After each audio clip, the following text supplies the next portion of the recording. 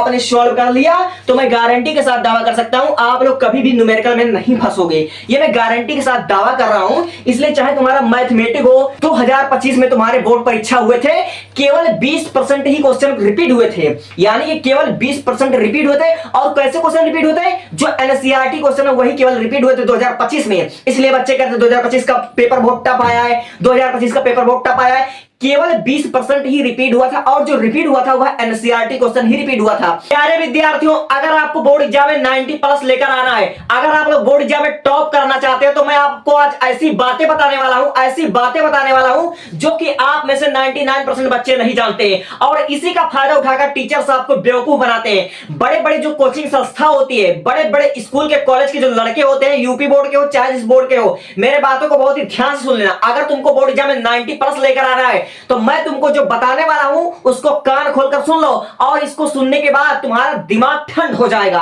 और जो लोग तुमको बोर्ड एग्जाम में 90 प्लस वाले दिखते हैं बच्चे, और जो बोर्ड एग्जाम में बहुत अच्छा परफॉर्म करते हैं, सभी लोग इस चीज को फॉलो करते हैं। तो मैं ट्रिक को मैं शुरू करने जा रहा हूं। अपना दिल, दिमाग, डाटा और अपने आप को प्रेजेंट करके यहां पर मेरी बातों को ध्यान से सुनो।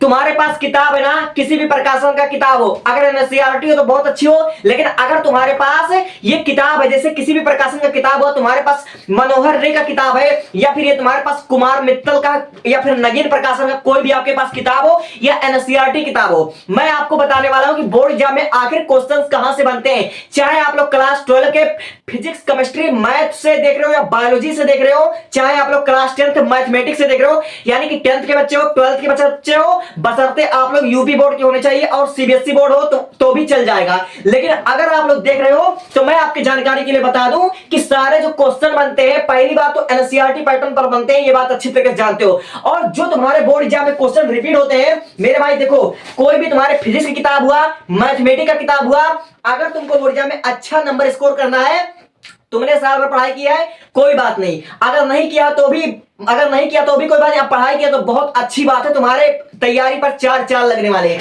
तुमको देखो, जो तुम्हारे किताब के पीछे जो यहां पर सॉल्यूशन दिया होते हैं, ठीक है, जो आपके देखिए आंकिक उदाहरण, ध्यान से देख लो, जो तुम्हारे आंकिक उदाहरण यहां पर दिए होते हैं, ये सब देखो इस सूत्र पर, ये सब एनसीईआरटी क्वेश्चन होते हैं, और इसको सॉल्व कर लो।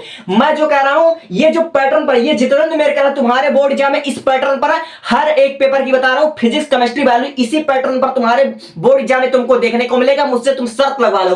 और देखो, जितने भी तुम्हारे क्वेश्चन बनेंगे सेम इसी पैटर्न पर बनेंगे। देखिए, जो तुम्हारा आंकिक उदाहरण दिया हुआ है, जितने क्वेश्चन है सबके सब तुम्हारा एनसीईआरटी पैटर्न पर है, और ये जो क्वेश्चन है यही तुमको बोर्ड एग्जाम में देखने को मिलेगा।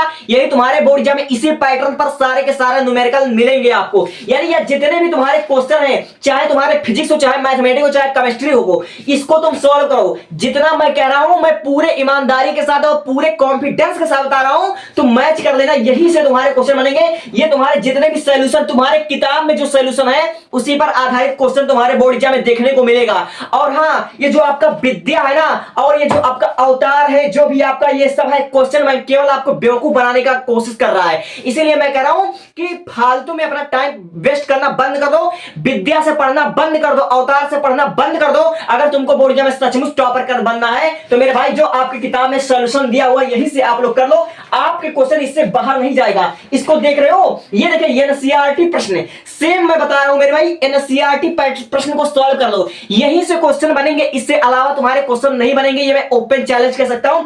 अगर तुमको अच्छा लाना है नंबर, तो इस एनसीईआरटी को देखो, एनसीईआरटी को तुम सॉल्व कर लो। एनसीईआरटी को जितना तुम्हारा सॉल्यूशन है सबको सॉल्व करो पहले, जो मैं बता रहा हूं यहीं से तुम्हारा क्वेश्चन बनेगा। केवल 12 क्वेश्चन है मेरे भाई, 12 क्वेश्चन को सॉल्व करने में क्या जाता है यार, केवल 12 क्वेश्चन है, ठीक है। ये मैं फिजिक्स की किताब लेकर दिखा रहा हूं, अब तुमको मैं केमिस्ट्री की दिखाता हूं। जितने भी तुम्हारे एनसीईआरटी क्वेश्चन है, एक मिनट रुको ना जरा, देखो ये तुम्हारी एनसीईआरटी की किताब, ये एनसीईआरटी है तुम्हारी क्लास 12 की है। देखो ये एनसीईआरटी, जितने भी तुम्हारे ऐसे एनसीईआरटी क्वेश्चन है, देखो यहीं से तुम्हारे क्वेश्चन बनेंगे मेरे भाई, यहीं से क्वेश्चन बनेंगे।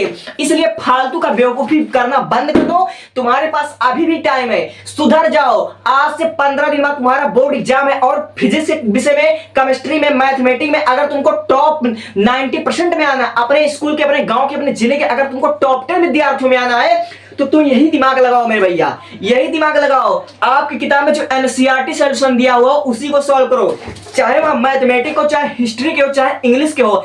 एनसीईआरटी क्वेश्चन ही आपके बोर्ड एग्जाम में बनेंगे, इससे बाहर नहीं बनेंगे। यानी कहने का मतलब यह है कि आपको अपने किताब में, चाहे आपका कुमार मित्तल हो, चाहे नगीन प्रकाशन हो, चाहे किसी भी प्रकाशन का हो, आपकी किताब में जो एनसीईआरटी सॉल्यूशन दिया हो उसी पर देख करके उसी पर आपको प्रैक्टिस करना है। एनसीईआरटी का जो क्वेश्चन होता है ना, उसमें बहुत ज्यादा कॉन्सेप्ट होता है, उसमें बहुत ज्यादा कॉन्सेप्ट होता है। छोटा सा प्रश्न होता है लेकिन वह बहुत कठिन होता है, वो हार्ड लेवल का होता है, वो आपके नीट के, समझिए नीट के, सीयूईटी के एंट्रेंस एग्जाम के लेवल का प्रश्न होता है और यही आपके बोर्ड एग्जाम में आता है।